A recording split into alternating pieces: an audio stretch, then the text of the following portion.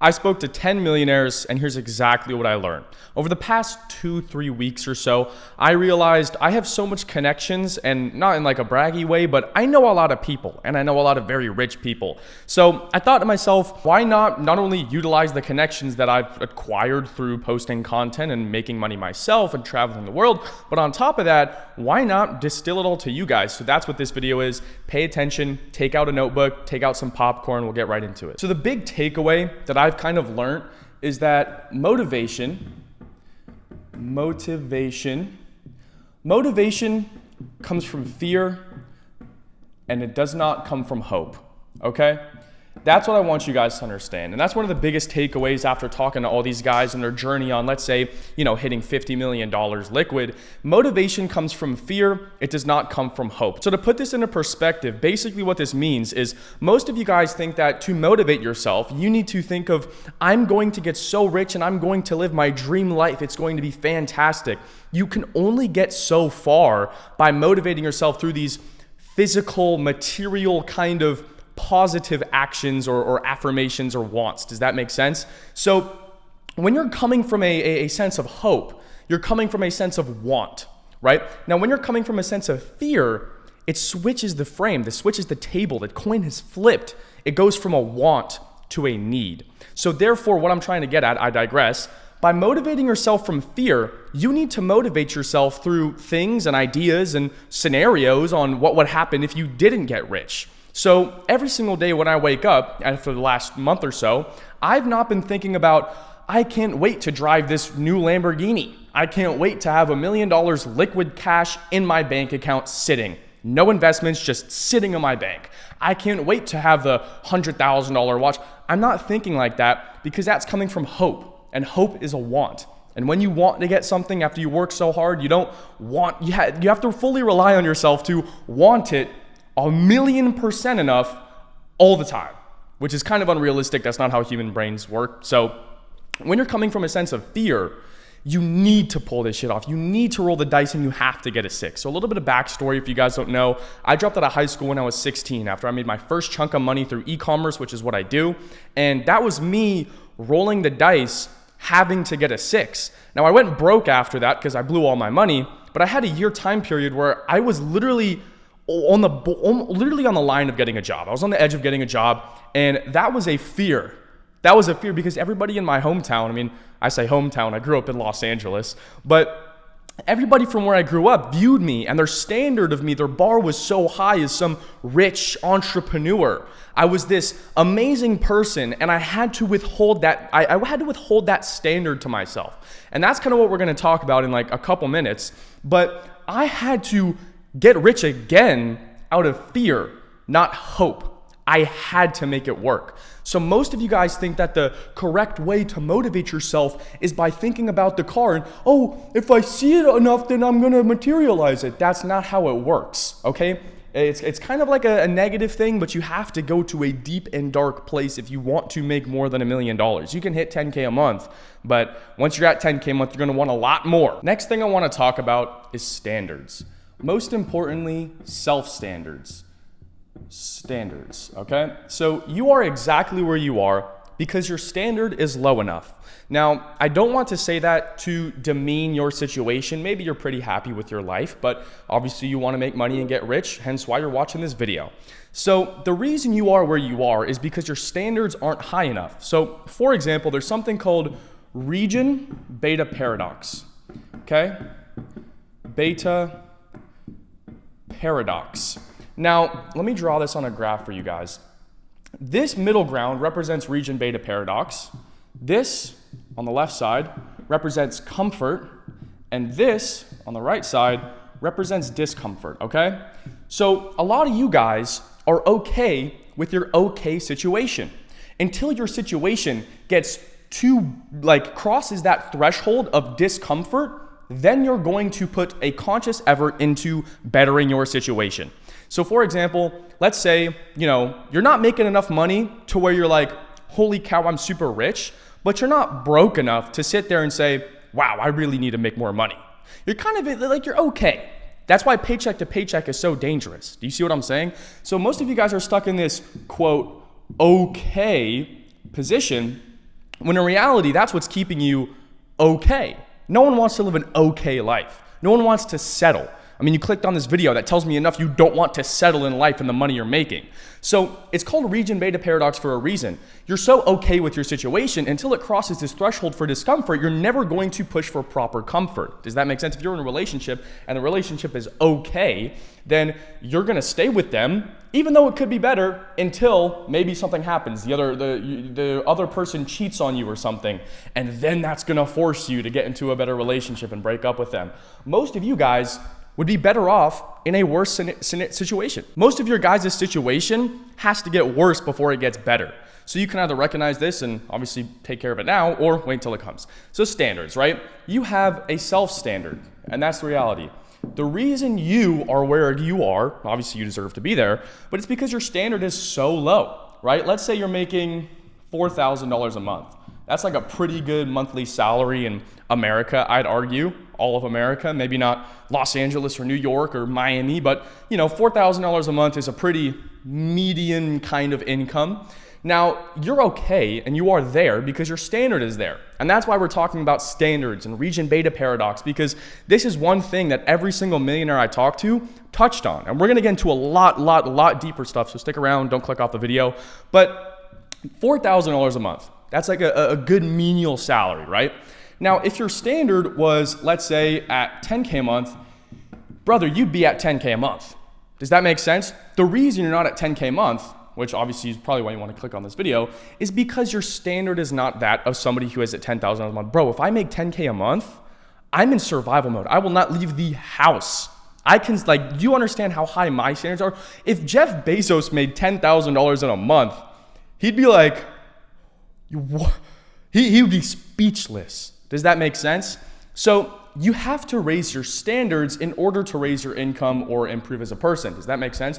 The reason you are where you are is because your standards aren't high enough. So if you want to improve your situation, you must improve your standards about yourself. Now, obviously, you can do it.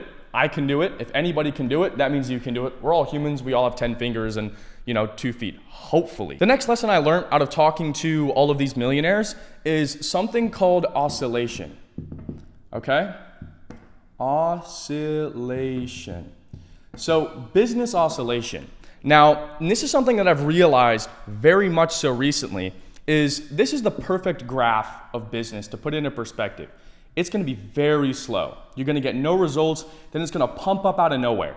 And you're going to be like, holy cow, this is insane. This is 6 months of work right here. And then this is a week's of time.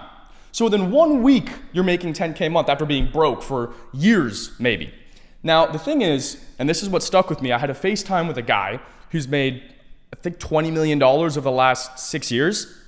He told me, you're never gonna make the same amount of money forever.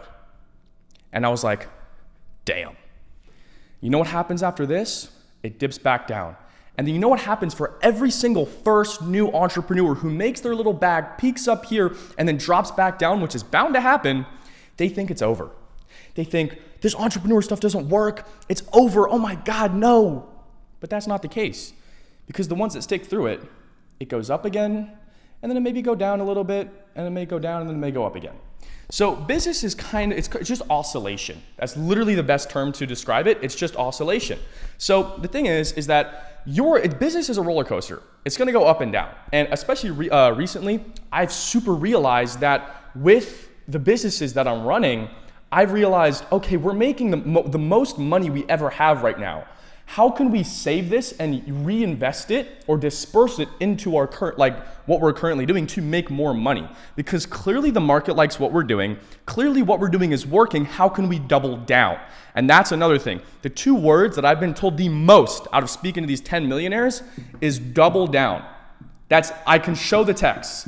That is what they've said the most. If I looked up a keyword indicator on every single text, is double down. So get used to business oscillation.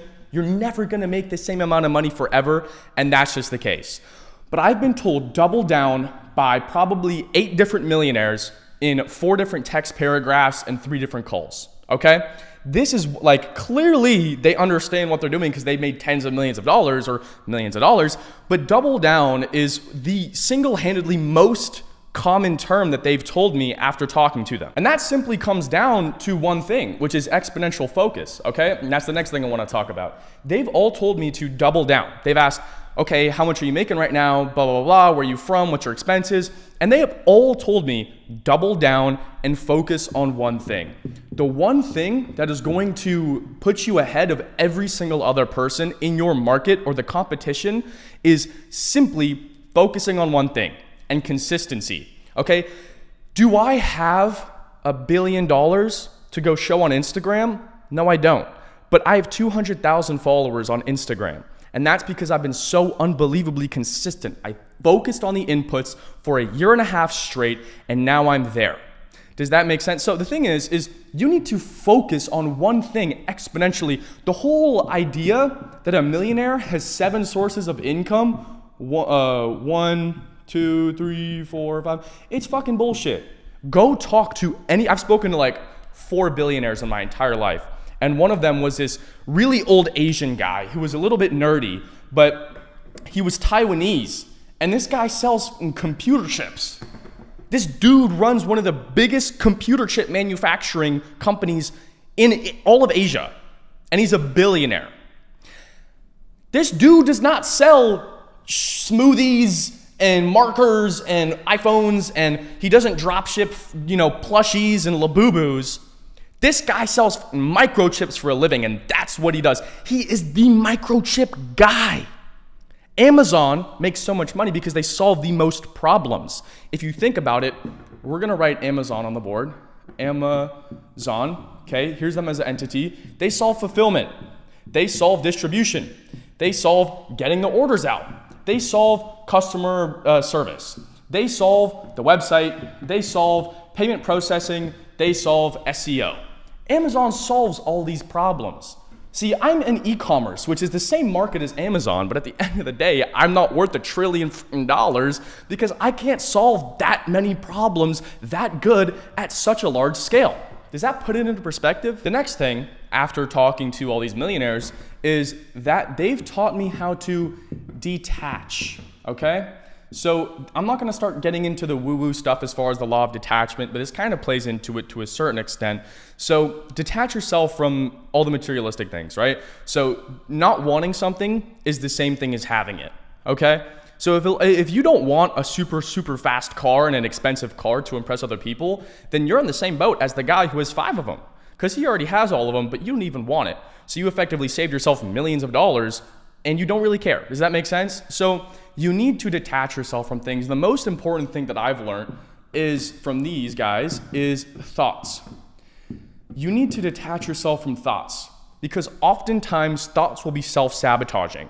Now, just because you think something doesn't mean you should act on it. Often delayed action on a thought will garner the highest ROI. So the thing with thoughts is most people don't have a good enough sense of accountability or ego to think that, yes, I thought this, it was wrong and it was stupid. So you need to really be realistic with yourself and think, I thought this, it is self-sabotaging, let me wait and sleep on it. So when I buy things, right, and I'm gonna talk about this in a little bit, I'm not in the game of status, I'm in the game of business. I'm in the game of making money, building cool things, right?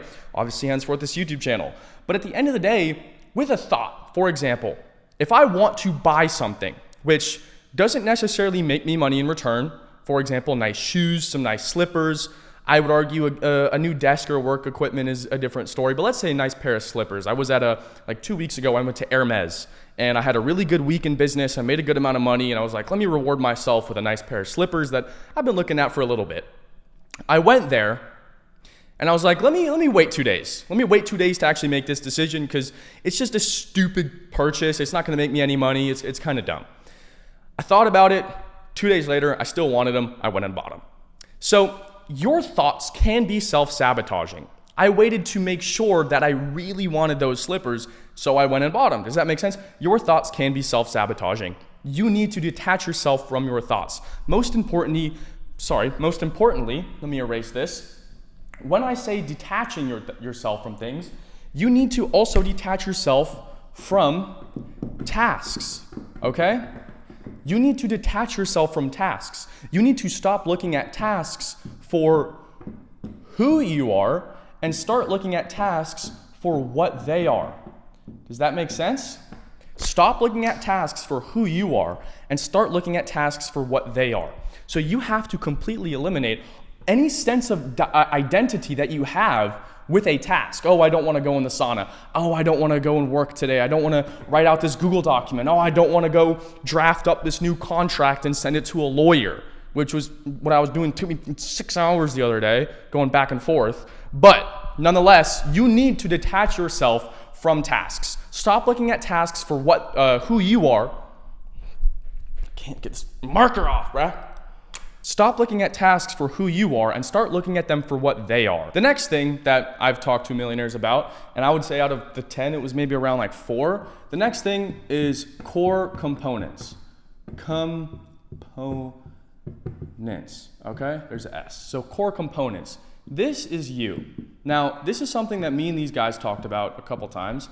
And you have different versions of yourself, right? And you have different needs for your intrinsic, your identity, if that makes sense. So, here's party you, here's gym you, here's, let's say, drugs you. Here is video games, etc., right? We're just write etc. So you have all these different versions of yourself. Now, this is what Carl Jung talks about as far as shadow identities and stuff like that. If you don't know who Carl Jung is, he's Swiss philosopher, psychologist, very smart guy. Go read his books. Anyways, though, you have different versions of yourself, aka the core components of who you are and what makes you you. Now, right now, I'm in the YouTube mode, right? I could say I'm in work mode. I could say I'm in content mode, business mode, advice mode, whatever you want to label it as, right? But I am in a certain mode, and this version of myself is getting fed. So let's erase this etc down here, and instead of this, let's just say YouTube. So let's say I'm in YouTube mode. Right now, this version of myself is being fed. At the end of the day, you're going to have all of these different versions of yourself. I'm not saying you have to feed them, but to a certain extent, you need to find a replacement and feed the ones that you can't really replace. So this is what they've talked about. I talked to a guy, he's done, I think it was like $70 million in the last 10 years. He's in like AI and stuff like that. And essentially, what he told me was, you have different archetypes about yourself, and what you can't replace, you must substitute for, and if you can replace, then you must replace. So essentially, you have video games. Video games, arguably, if you want to play them, you could play them. I think they're a waste of time, and I feel like a bum every single time I play them, but I best believe I grew up on video games, playing Fortnite, Minecraft, Rust. All these video games were such a core component of my life, so I do have a video game aspect of myself. Now, you could take this as face value and say, okay, that means I need to go play video games because that's what Smith is saying. No, that's not what I'm saying. What I'm saying is you need to find a replacement to fit this need of your shadow archetype. So essentially, instead of playing video games, I do business because business is a game, right? YouTube, obviously I'm feeding that self right now. Party, at the end of the day, you could take at face value as party. Oh, I need to go drink and go to this sick party. You don't have to do that. What you can do is go hang out with friends and maybe have a couple drinks. That's okay. And that's going to be feeding this version of yourself. And if you choose to suppress these, let's say drugs. Let's say this substances and whatnot is a part of yourself, or maybe that's an old habit of yours and a shadow archetype. First off, I'd argue it's not even a shadow archetype and you could just quit. But at the end of the day, let's say you're so desperately hooking on to a little Chinese chemical vape and you're hitting it all the time. You can replace this through things like gym, or cold plunge, or sauna, things that make you feel euphoric that are natural, like meditation. Do you know how many people that used to be addicted to substances that now meditate? Crazy. So essentially, the thing is if you suppress these identities about yourself, they will come up in the future and they will control your life. So if we're gonna use the party one as an example, I talked about this in another video, is if you're gonna use the party one as an example, you're essentially going to hold that off for so long and you're not gonna get any girls and you're not gonna have any friends. Eventually, when you're 40 years old and you've made enough money, you're gonna become one of those grown ass men that are going to Vegas with 50 paid girls and going to the clubs.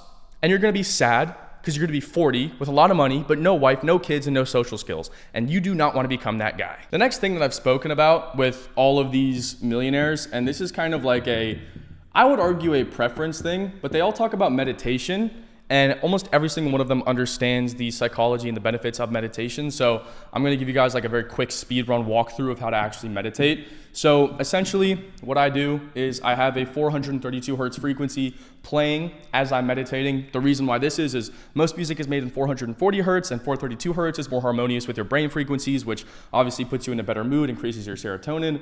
And I focus on breathing. So we're just going to write breath work. So I really focus on breathing and slowing my heart rate. That's your main focus this year, is 432 hertz and then slow BPM. So slow your heart rate. Essentially, 432 hertz, gonna obviously very calming, gonna put you in a better mood, more harmonious with your brain. Breath work, really focus on what you're doing. Breathe at a steady pace, stand as still as possible. You could sit down, I prefer sitting down on the floor. Next thing, slow your heart rate as much as possible, obviously via breath work.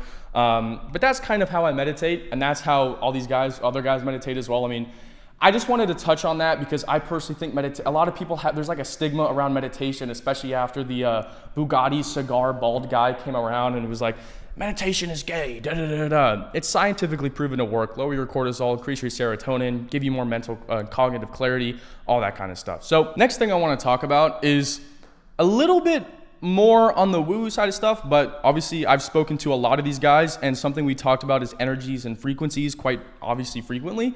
So here's you, and you kind of have like an energy chart, if that makes sense. So this is your energy chart. Now you're gonna have different levels of energy and obviously different ways of motivating yourself. So let's do this. This is you, okay? So at the top here, you're gonna have, the top one I believe is enlightenment. Then below, you're gonna have passion. Then you're gonna have guilt, sadness, and shame. You need to be operating on these top feelings or emotions or frequencies. Does that make sense? If you are simply out here operating on a guilt frequency or a sadness or a shame frequency. You guys ever felt shame before? Like real shame? Any shame that comes with maybe embarrassing or doing something embarrassing or having a mistake or maybe getting called out in front of a bunch of people. That's pretty embarrassing. You're gonna be sad, you're gonna feel guilty, you're gonna feel shameful.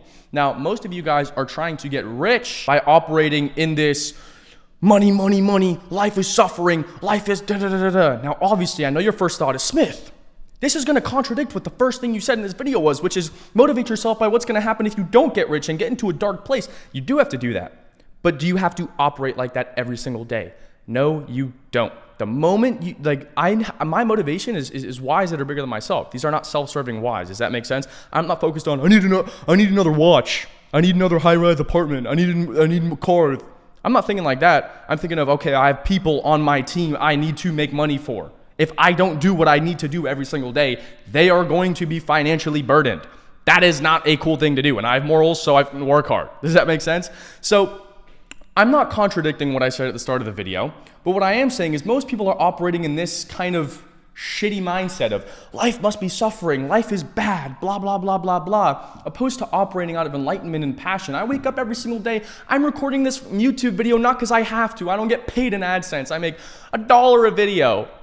But I'm recording it because I'm passionate about it. And every single comment I get on these videos means the fucking world to me. Every single time somebody likes the video, subscribes, joking. But every single time someone comments on the video and it's like, bro, Smith, this changed my perspective and helped me out so much. Thank you so much for giving this advice on YouTube for free. Because this is good advice that I follow. And I have to go learn and go through the earth's ends to get this kind of knowledge out. So I really enjoyed that, and that means that I'm operating out of passion. As you guys can tell, I don't have to record this video, but I want to, and I fucking love it. The next thing is kind of what I was hinting at earlier in this video, is you want to compete in the game of business, not status, okay? So this is what most of you guys need to understand, especially in this whole online money, making money online space, is you need to operate in the game of business, not status. And that's where most of you guys are really fucking up, okay? So the problem is that most of you guys are operating, let me get my marker out. Most of you guys are operating from the game of status. My goal is not to appear rich to poor people. My goal is to actually be rich. Most of you guys are going around on social media or seeing these gurus on social media who post their lifestyle. Why do you think I don't wear my watch in my videos? Why do you think I don't turn the camera around and show you my freaking view and throw up a bunch of pictures on, I could show you guys authority. I want my authority to be my competence and my knowledge and the advice I'm giving. You can check my Instagram out if you don't think I make money, but at the end of the day, most of you guys are competing in a game of status and not business. And that's where you guys mostly fuck up. You're trying to appear rich to a bunch of poor people opposed to actually being rich. There's two routes you can go when it comes to being rich and making money. You can either choose to be super rich, or you can be perceived as super rich. And I'm choosing to be super rich. Obviously, I don't have to sit here and post a bunch of stupid authority lifestyle stuff and show you guys how rich I am, because hopefully through the knowledge I give on here, you can infer and use context clues that, okay, if this guy knows this much, he probably makes a good amount of money. Please stop and unfollow all of these online money guys that simply post lifestyle. Please, I'm begging you for the life of you, it's keeping you poor and your business slow. Understand that. The problem is because you guys operate in that feeling of shame and guilt. When you're watching these guys on YouTube, bro, all of these guys that are promoting a lifestyle, promoting authority with a bunch of girls that they paid for, they're promoting a lifestyle that is realistically unattainable, not very healthy to live. But on top of that, you're thinking just because they're winning, you're losing. They're not even winning, bro. They're going broke trying to impress you in your bedroom. Does that make sense? Just because they're winning, which they aren't, doesn't mean that you're losing, okay?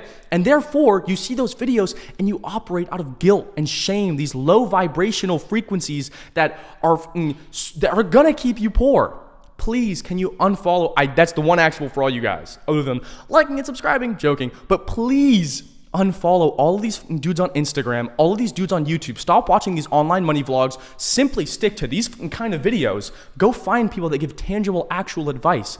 Fuck the lifestyle shit, bro. If you want lifestyle shit, go to a city, go to a nice hotel, see that shit in person, opposed to a bunch of fabricated vlogs. I know these fucking online money gurus, bro. They are not as rich as they say they are. I know them. My boy bought a fucking Ferrari, and I have more money in the bank than he does. It's not what it seems, guys. So please, please, please, I've seen these guys. These guys go on these trips. They pay for all the girls. I'm going to spill the beans.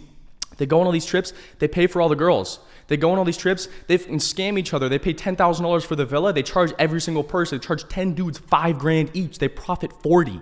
Okay? They're scamming all these dudes. They pay for all these girls. They're like, yo, bro, go walk through the door again. Go walk out the door and walk back in so we can get these pictures.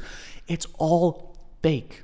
Go follow people that give tangible business advice in order to get rich. Sorry for crashing out at the end, but it's like something I really want you guys to understand and get ingrained in your mind, because you are not going to get rich watching these online money vlogs, okay? Comment what you thought of this video. I want to see your guys' feedback, what you want to see in the future. Drop a subscribe if you found it valuable. Click the first link in the description if you want to work one-on-one with me. If you don't make money, we're legally obligated to give you your money back. Thank you so much for watching. Love all you guys. I'll see you in the next one, and take care. Mwah.